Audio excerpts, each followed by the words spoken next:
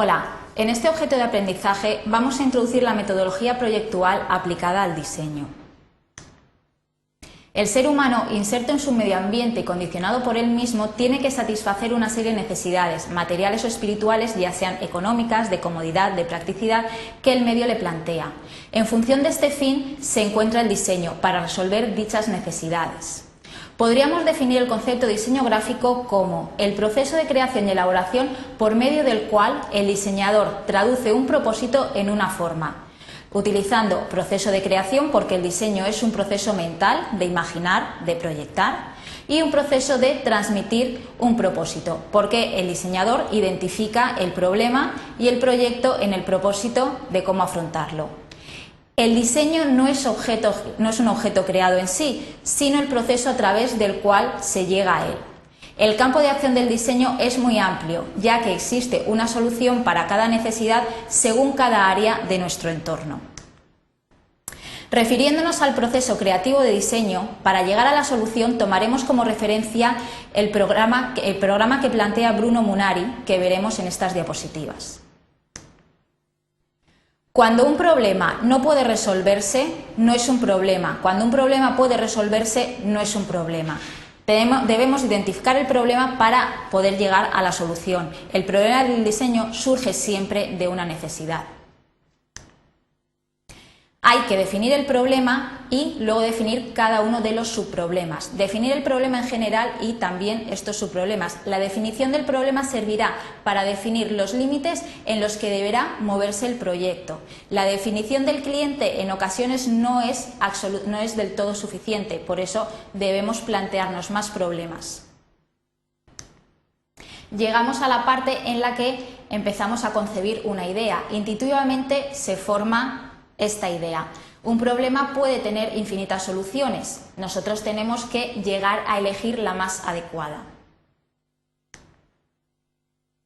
Antes de pensar en cualquier posible solución, es mejor documentarse, investigar y recopilar datos sobre lo que ya se ha hecho, si ha funcionado o no, para no caer en los mismos errores o en ocasiones para hacer algo distinto, innovador.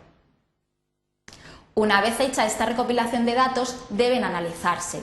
Los datos deben ser analizados para ver cómo se han resuelto en cada caso los subproblemas, qué es lo que se ha hecho y cómo aprender de ello. El análisis de los datos recogidos puede proporcionar sugerencias sobre qué es lo que hay que hacer para proyectar bien. Una vez hemos hecho este análisis de datos, pasamos a la fase de creatividad.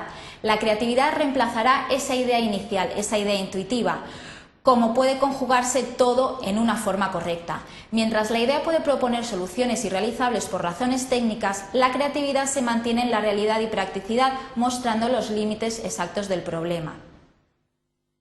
Pasaríamos entonces a los materiales, a la tecnología. ¿Cómo lo vamos a llevar a cabo? La recogida de los datos relativos a materiales y tecnologías que el diseñador tiene a su disposición en el momento para realizar su proyecto. De aquí pasaríamos a la fase de la experimentación. Debemos de experimentar con los materiales, con las técnicas disponibles para ver cuál es la más adecuada, cómo podemos unirlo en un proyecto global. De aquí obtendríamos los modelos, las maquetas, las maquetas finales. Estas experimentaciones permiten extraer pruebas finales para cada objetivo. El siguiente paso sería verificar. Tendríamos la verificación. Se presenta el modelo a un determinado número de probables usuarios, nuestro público objetivo, y se les pide que emitan un juicio sincero sobre el objeto en cuestión.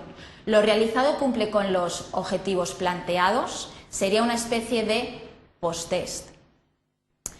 Y finalmente pasaríamos a lo que es la memoria. La memoria simplemente es una recopilación de toda esa documentación e información necesaria desde el inicio del trabajo hasta el fin, los aspectos técnicos, las dificultades, las soluciones que se han planteado, cómo se ha resuelto todo y cómo se ha llegado al final.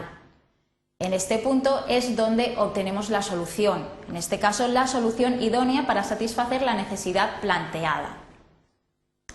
Este es el proceso a la hora de realizar cualquier proyecto dentro de lo que sería el diseño.